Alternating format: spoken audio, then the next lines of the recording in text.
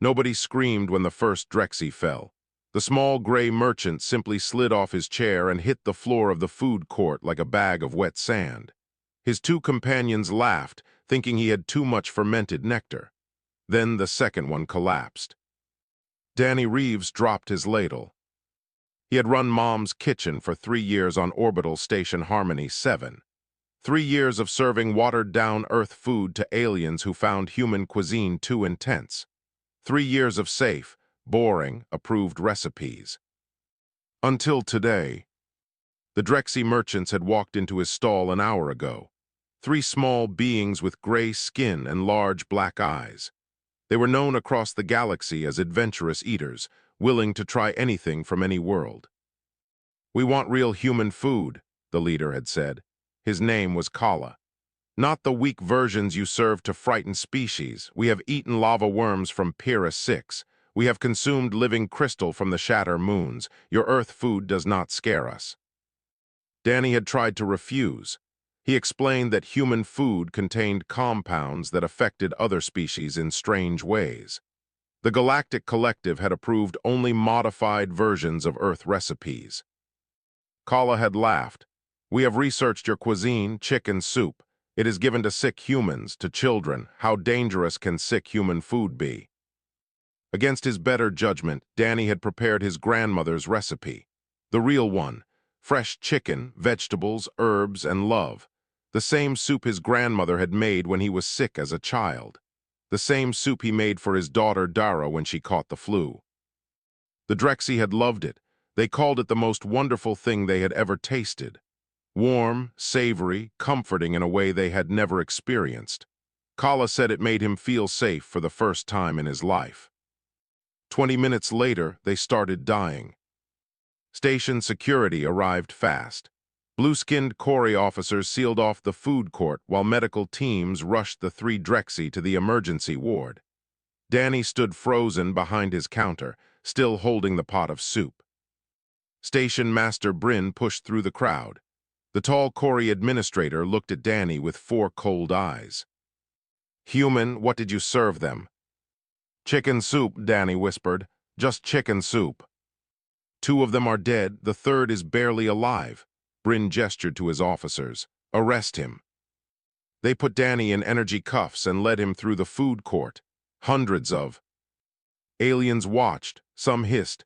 Others made gestures of disgust. A Fenari mother pulled her children close as Danny passed. "The human who killed with food." They put him in a detention cell deep in the station. The walls were cold gray metal. A single light burned overhead. Danny sat on the hard bench and tried to understand what had happened. Chicken soup, his grandmother's chicken soup. The most harmless thing he knew how to make. How could it kill anyone? Hours passed, maybe days. Danny lost track of time in the windowless cell. Finally, the door opened. A Fenari walked in. She had rust-colored fur and sharp golden eyes. Her uniform marked her as an investigator. "I am Inspector Yella," she said. "I am here to determine if you committed murder or made a terrible mistake." "I never meant to hurt anyone," Danny said. "It was just soup." Yella sat across from him. "The Drexy government is demanding your execution. They say you used biological weapons against their citizens." "It was chicken soup." "A soup that killed 2 beings and left one in a coma." Yella tilted her head. "Tell me exactly what you put in it." Danny listed every ingredient. Chicken, water, carrots, celery, onions, garlic, salt, pepper, herbs. Nothing exotic, nothing dangerous, just simple Earth food. Yella recorded everything. "The collective has analyzed your soup. They found no toxins, no poisons, nothing that should cause death in any known species." "Then why did they die?" "That is what I must discover. If I cannot find the answer, you will be executed to satisfy the Drexy." Yella stood. "I am bringing in a human scientist. Perhaps she can find what we have missed." She left Danny alone in his cell. He thought about his daughter Dara. She was 16, staying with friends while he worked the late shift. By now, she must have heard. Her father arrested for killing aliens with soup. Danny put his head in his hands. His grandmother had taught him that food was love. that a warm meal could heal wounds that medicine could not touch. She had survived hard times by feeding others. She believed that sharing food was the most human thing a person could do. Now that belief had made him a murderer. Somewhere on the station, alarms began to sound. Danny heard shouting in the corridor. The word spread fast through the cell block. The third Drexy had woken up. Kala was alive, and he was asking for the human who made the soup. Kala looked terrible. The small Drexy lay in a medical bed surrounded by machines that beeped and hummed. His gray skin had turned almost white. His large black eyes were half closed. But he was alive. Inspector Yella brought Danny to the medical ward under heavy guard. 6 Corey officers watched every move the human made. A human doctor stood near the bed, studying data on a floating screen. "This is Dr. Samira Okonkwo," Yella said. "She is a xenobiologist. She studies how different species react to each other." Danny nodded at the doctor. She was a tall woman with kind eyes and dark skin. She did not look at him like he was a monster. Kala raised one weak hand. "Human, come closer." The guards tensed, but Yella waved them back. Danny approached the bed slowly. "I am sorry," Danny said. "I never wanted to hurt you." "I know," Kala's voice was barely a whisper. "The soup was wonderful, the most wonderful thing I ever tasted. I felt warm, safe, happy. Then I felt very, very tired, more tired than I have ever been. I closed my eyes and fell into darkness."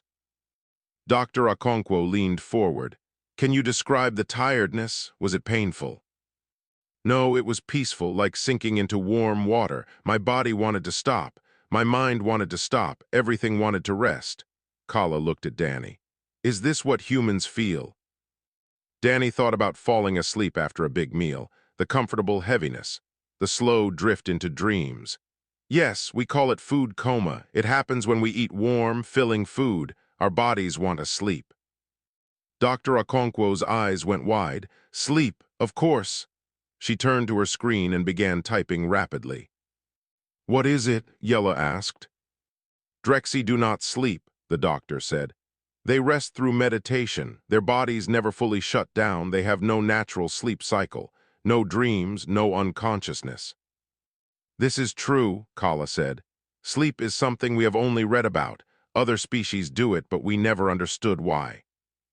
Dr. Okonkwo pulled up a chemical analysis. "The chicken in Danny's soup contains tryptophan. It is an amino acid that helps humans produce serotonin and melatonin. These chemicals make humans calm and sleepy. In humans, a bowl of warm chicken soup might make you drowsy for an hour." "But in Drexy," Yella asked. "Their bodies have no defense against sleep chemicals. The tryptophan hit their systems like a hammer. Combined with the warm broth raising their body temperature, their autonomous nervous systems began shutting down.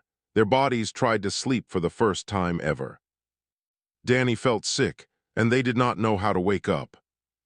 Exactly, 2 of them went too deep. Their hearts slowed until they stopped. Their lungs forgot to breathe. They died because they fell asleep and did not know how to come back." Yella looked at Kala. "How did you survive?" "I do not know. Perhaps I ate less soup. Perhaps my body is different." Kala reached out and touched Danny's hand. "But I do not blame this human. He fed us with kindness. We demanded real food and he gave it to us. The fault is ours for not understanding the danger." The door burst open. A tall Drexy in formal robes stormed into the room. His black eyes burned with anger. "I am Ambassador Dreeth," he announced. "I speak for the Drexy government. This human murdered our citizens. We demand execution." "It was an accident," Yella said. "The human did not know his food could cause this reaction." "Ignorance is not innocence. 2 of our people are dead. Someone must pay." Dreeth pointed at Danny. "Human food is poison. Your species has brought death to our collective. All human cuisine must be banned. All human food vendors must be arrested." Kala sat up despite his weakness. "Ambassador, I was there. The human warned us. We insisted on eating the soup. We signed waivers. We took the risk." "You were tricked, manipulated." "I was fed with love. Kala's voice grew stronger. I have eaten on 1,000 worlds. I have never tasted anything made with such care. This human did not want to hurt us. He wanted to share something precious from his home. Dreeth sneered, "Love does not bring back the dead." Dr. Okonkwo stepped forward. "Ambassador, this incident has revealed something important. Human food contains thousands of compounds that affect other species in ways we never studied. We need research, not revenge. We need justice. You need understanding." The doctor held up her data screen. "If we study this properly, we might find that some human foods can help other species. The same chemicals that killed your people might heal others. But if we execute this man and ban all human food, we learn nothing." Dreeth stared at her for a long moment, then he looked at Danny. "The Galactic Council will decide your fate, human. Pray they are more merciful than I would be." He turned and left. Kala fell back against his pillow, exhausted. "I will speak for you at the trial. I will tell them the truth." Danny squeezed the Drexy's hand. "Thank you. Thank me by making more soup someday, when we learn how to eat it safely." Kala smiled weakly. "It really was delicious." Every screen in the galaxy showed Danny's face. The trial of the human chef had become the biggest story since first contact. News networks on dozens of worlds ran constant coverage. Experts debated. Politicians shouted. Millions of beings watched and waited. Danny sat in a small room in the Galactic Council building, watching himself on the news feed. A Fenari journalist named Trill spoke to the camera with serious eyes. "The human known as Danny Reeves faces execution for the deaths of 2 Drexy merchants. But this case has revealed something far more disturbing. Human food may be the most dangerous substance in the known galaxy." The screen showed images of Earth vegetables, peppers, onions, garlic, things Danny had eaten his whole life without thinking. Scientists are now discovering that common human foods contain chemicals that can kill, intoxicate, or addict other species. What humans call a simple meal may be a biological weapon. The door opened. Dr. Okonkwo entered with an old being made of living crystal. Light bent and sparkled through its transparent body. "Danny, this is Professor Kethvor. He has studied alien biology for over 800 years. He will testify on your behalf." The crystal being moved closer. Its voice sounded like wind chimes. "I have examined the evidence. Your species is remarkable, young human, and terrifying." "What do you mean?" "Come, I will show the council." The hearing chamber was massive. Representatives from hundreds of species filled the curved seats. Cameras floated in the air, broadcasting to every corner of the galaxy. Danny felt very small as guards led him to the defendant's platform. Ambassador Dreeth sat with the Drexy delegation. His eyes never left Danny. Admiral Rosa Gutierrez represented Earth. She was a stern woman with gray hair and a military uniform covered in medals. She nodded once at Danny. It was not much comfort. The council speaker, a massive being that looked like a floating jellyfish, called for order. "Professor Kethvor will present scientific findings." The crystal scientist moved to the center of the chamber. Holographic displays appeared around him, showing chemical formulas and biological diagrams. "I have studied 30,000 species in my lifetime," Kethvor began. "I thought I had seen everything. I was wrong."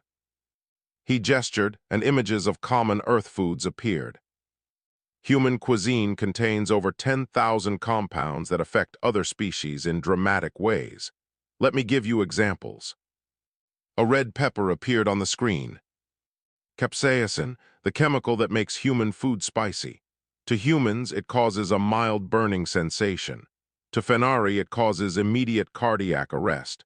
To Kori, it creates uncontrollable rage that lasts for days. Gasps filled the chamber. The Fenari delegates pulled away from the human section. Caffeine, found in human coffee and tea. To humans, it is a mild stimulant.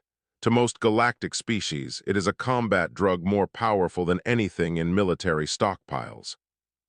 Admiral Gutierrez shifted uncomfortably in her seat. Theobromine, found in human chocolate. To humans, a pleasant treat. To Veloci, a substance more addictive than any controlled drug in the collective. The Veloci delegation murmured nervously. Sugar, simple glucose. To humans, an energy source. To 7 different species, it triggers breeding cycles that cannot be stopped. Nervous laughter rippled through the chamber. Kethvor's voice grew serious. And we have just begun studying human food. There may be thousands more dangers we have not discovered. The question before this council is not whether one human killed 2 Drexy. The question is whether humanity itself is a threat to galactic civilization. Silence fell over the chamber. Ambassador Dreeth stood. The professor makes our point for us. Humans are dangerous. Their food is poison. They should be quarantined, isolated, removed from the collective before they kill us all. Admiral Gutierrez rose. With respect, Ambassador, humans have been part of the collective for 50 years. We have shared meals with other species countless times. This is the first fatal incident that we know of. How many unexplained deaths near human settlements are actually food poisoning? The chamber erupted in argument. Species accused each other. Old fears surfaced. Humans were called monsters, murderers, biological terrorists. Danny watched his future fall apart. Then Kala stood. The Drexy survivor walked slowly to the center of the chamber. He was still weak, still pale, but his voice was clear. I died, he said simply.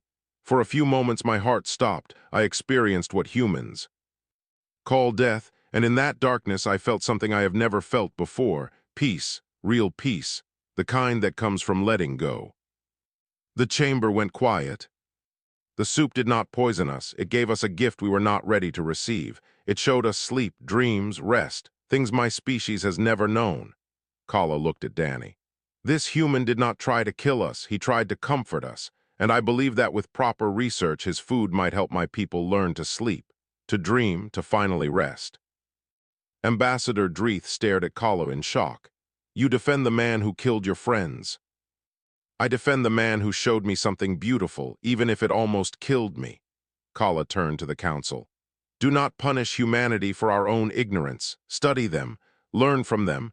Their food is dangerous because it is powerful. Imagine what it could do if we understood it properly. The council speaker pulsed with light. We will take a brief recess to consider these arguments. As guards led Danny away, he caught Kala's eye. Thank you, he mouthed. Kala smiled. Make me more soup someday. 6 months after the trial, Danny stood in his empty kitchen and watched the news. The council had not executed him. They had not imprisoned him either. Instead, they had banned him from cooking commercially while the collective studied human food. A slap on the wrist, some said. Justice denied, said others. Danny did not care about justice. He cared about the monster he had created. The news showed security footage from a back alley on the station. A tonari dealer handed small packages to desperate customers. Inside those packages was human food, coffee grounds, chocolate bars, hot sauce, items that used to sit on grocery shelves now sold for more than precious metals. Since the trial revealed what human food could do, everyone wanted it. Danny's daughter Dara sat at the kitchen table, doing homework. She was 17 now, trying to finish school while her father's name was cursed across the galaxy. It is not your fault, she said without looking up. I told the whole galaxy that our food is basically drugs. Of course people want it now. A knock at the door made them both freeze. Danny opened it to find a young Corey officer in security uniform. She was smaller than most of her kind, with lighter blue skin and serious eyes. I am Lieutenant Hana Obi. May I come in? Danny let her inside. The officer looked around the small apartment with professional interest. I know who you are, Danny said. You are part of the task force trying to stop the black market. I am leading it, and I am losing. Obi sat down heavily. The cartels are too smart. They know we cannot scan for human food because it looks like ordinary organic matter. They hide it in plain sight. Why come to me? Because the black market is using your recipes. Someone leaked them, your grandmother's soup, your coffee blends, your chocolate cake. They are being cooked in dirty labs by people who do not understand what they are making. Danny felt cold. That means the doses are wrong, the preparations are unsafe. 3 Fenari died last week from impure hot sauce. A dozen Veloci are in treatment for chocolate addiction. A Cory killed 6 people during a caffeine rage. Obi leaned forward. You understand human food better than anyone. Help me stop this. I am banned from cooking. I am not asking you to cook. I am asking you to identify the suppliers. Teach my team what to look for. Help us understand what we are fighting. Before Danny could answer, his door exploded inward. 2 large Tanari rushed inside. They were mole-like creatures with powerful arms and tiny eyes. One grabbed Dara. The other pointed a weapon at Danny. You come with us, human. The boss wants to talk. Lieutenant Obi reached for her weapon, but the Tanari was faster. He shot her with a stun blast that dropped her instantly. They dragged Danny through maintenance tunnels deep below the station, places where security never went, places where the real business of Harmony 7 happened. The boss was waiting in a large underground chamber. Grix was an old Tanari with scars covering his face and hands. He sat behind a desk made from shipping containers, surrounded by guards. The famous soup killer, Grix said. I have wanted to meet you for months. Let my daughter go. She has nothing to do with this. She has everything to do with this. She makes sure you cooperate. Grix smiled with too many teeth. I want you to cook for me human, real food, proper doses. My customers are dying because idiots are making your recipes wrong. I need an expert. I will not help you poison people. Grix laughed. Poison? I'm giving people what they want. The Fenari want to feel their hearts race. The Veloci want sweet dreams. The Cory want to feel powerful. Human food gives them these things, you call it poison, I call it freedom. You call it profit. That too. Grix stood and walked closer. Work for me and your daughter stays safe. Refuse, and she learns what happens to people who waste my time. Danny looked at his daughter. Dara was terrified but trying to be brave. She shook her head slightly. Do not do it, her eyes said. He thought about his grandmother. She had fed people during hard times. She had believed that food should help, not harm. What would she do? I have a counter offer, Danny said. Let me see your operation. Let me fix what your cooks are doing wrong, but not for profit, for safety. If people are going to use human food, let them do it without dying. Grix considered this. You would help me sell drugs more safely. I would help people not die. What you do with that is your choice.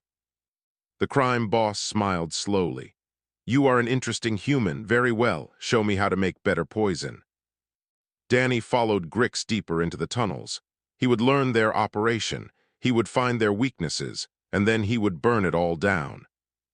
His grandmother had taught him that food was love. But sometimes love had to fight back. The raid happened at midnight. Lieutenant Obi led 50 officers through the tunnels. Danny had given her everything. Maps of the operation, names of suppliers, locations of hidden labs. 3 weeks of pretending to help Grix had paid off. Security forces broke through doors and arrested dealers by the dozen. They seized enough human food contraband to fill a cargo ship, and in the deepest chamber, they found Grix trying to escape through a maintenance shaft. Danny watched them drag the crime boss away in energy cuffs. You betrayed me, human, Grix snarled. My people will find you. They will make you suffer. Your people are all in custody, Obi said. Your operation is finished. She turned to Danny.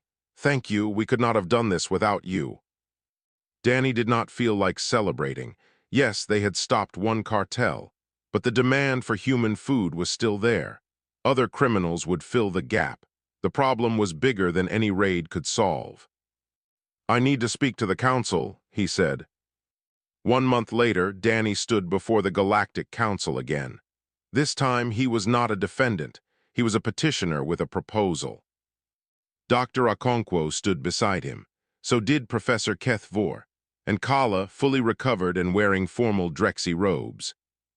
The chamber was full. Every species wanted to hear what the infamous soup killer had to say. "I understand why you banned human food," Danny began. "I understand the fear. Our cuisine contains things that can kill, addict, and harm, but banning it has not stopped the problem. It has made it worse." Murmurs rippled through the chamber. In the past 6 months, more beings have died from black market human food than in 50 years of normal trade. People want what we have. Telling them they cannot have it only makes them desperate. He gestured, and holographic displays appeared showing his research. "I propose a different solution. Do not ban human food, regulate it, study it. Create safe versions for every species in the collective." Ambassador Dreeth stood immediately. "You want us to legalize the poison that killed my people. I want to make sure no one else dies from ignorance." Danny turned to face the Drexy delegation. "Kala survived because he ate less soup than his friends. If we had known the safe dose for Drexy, they might all be alive today." Dr. Okonkwo stepped forward. "We have been running tests. Controlled amounts of human food compounds can actually benefit other species. Small doses of tryptophan help Fenari with anxiety. Diluted capsaicin boosts Cori immune systems. Carefully measured chocolate helps Veloci with depression." Professor Kethvor's crystal body chimed. "Human food is not simply poison, it is medicine we do not yet understand. Banning it is like banning fire because it can burn. Yes, fire destroys, but it also warms, lights, and cooks. The answer is not prohibition. The answer is knowledge." Kala rose to speak. "My people have never slept, never dreamed. For thousands of years we have envied species that could close their eyes and rest. The soup that killed my friends also showed us something beautiful. With proper research, we might finally learn to sleep safely, to dream, to rest." He looked at Danny. "I am asking this council to give us that chance." Admiral Gutierrez addressed the military concerns. "Some of you fear human food as a weapon. I will be honest. Our soldiers already use it that way. Caffeine pills have saved human troops in battle. Spicy rations have helped us survive where other species could not. But we do not want to weaponize food. We want to share it, safely, with everyone." The council speaker pulsed thoughtfully. "What exactly are you proposing?" Danny took a deep breath. "Licensed human food establishments across the collective, species-specific menus with tested safe doses. A training program for non-human chefs to prepare Earth cuisine properly, and a research institute to study new compounds and their effects." "Who would oversee such a program?" "I would, as the first galactic human cuisine safety consultant." Danny paused. "If you will have me." The chamber erupted in debate. Some called it brilliant, others called it insane. Ambassador Dreeth argued against it until his voice gave out. But in the end, the vote passed. Narrowly, barely, but it passed. Kala found Danny after the session. The Drexy was smiling. "You did it. You turned your tragedy into something good." "We did it, all of us." Danny shook Kala's hand. "I want you to be my first student. Learn to cook human food safely, teach others, help me build something that matters." Kala's black eyes shone. "I would be honored." Danny looked out at the stars through the council chamber windows. Somewhere out there, millions of beings waited for what Earth could offer. Not weapons, not technology, something simpler. Comfort, warmth, food made with love. His grandmother would be proud. 2 years after the trial that nearly killed him, Danny Reeves stood in the doorway of his restaurant and watched the impossible happen. A Drexy was sleeping. The elderly merchant had finished his bowl of carefully prepared soup 20 minutes ago. Now he sat in his chair with his eyes closed, breathing slowly, at peace. His family watched with tears running down their gray faces. "Is he all right?" his daughter whispered. Kala checked the medical monitor attached to the merchant's wrist. "His vitals are perfect, heart rate stable, brain activity showing exactly what we hoped for. He is sleeping, really sleeping, and he will wake up safely in about 30 minutes. The family embraced each other. For the first time in their species' history, a Drexy was experiencing true rest, true dreams. Danny stepped back into the kitchen where his daughter Dara was helping prepare the dinner service. She was 19 now, finishing her degree in xenobiology while working at the restaurant. "Another successful sleep session," Danny told her. Dara smiled. "That is 12 this week. We should hire more staff." Mom's kitchen had grown from a small food stall into a 3-story complex. The ground floor was a restaurant with color-coded menus for different species. Green items were safe for everyone. Yellow required consultation. Red was restricted to specific species with medical approval. The second floor was a training academy where non-human chefs learned to prepare human food safely. Kala ran the program, teaching students from across the galaxy. The third floor was the research center where Dr. Okonkwo and her team studied new compounds and their effects. Every week brought new discoveries. A young Veloci named Mello carried plates to waiting customers. 2 years ago, she had nearly died from a chocolate overdose. Now she was healthy, happy, and working as Danny's best server. "Table 7 wants to know if the coffee is safe for Fenari," Mello said. "Tell them yes, but only the decaf blend. Regular coffee would speed up their hearts too much." The door opened, and a delegation of Drexy walked in. Danny recognized the formal robes immediately. These were important people. At the front of the group was Ambassador Dreeth. Danny had not seen the man who once demanded his execution since the council vote. He tensed, expecting trouble. But Dreeth walked to him slowly, his black eyes unreadable. "Human Danny Reeves." "Ambassador." Dreeth was silent for a long moment. Then he did something Danny never expected. He bowed. "2 years ago, I wanted you dead. I blamed you for the loss of 2 of my people. I called your food poison. I called you a murderer." The ambassador straightened. "I was wrong." The other Drexy bowed as well. "The 2 who died are now honored on our homeworld as pioneers. Their sacrifice led to the greatest discovery in our history.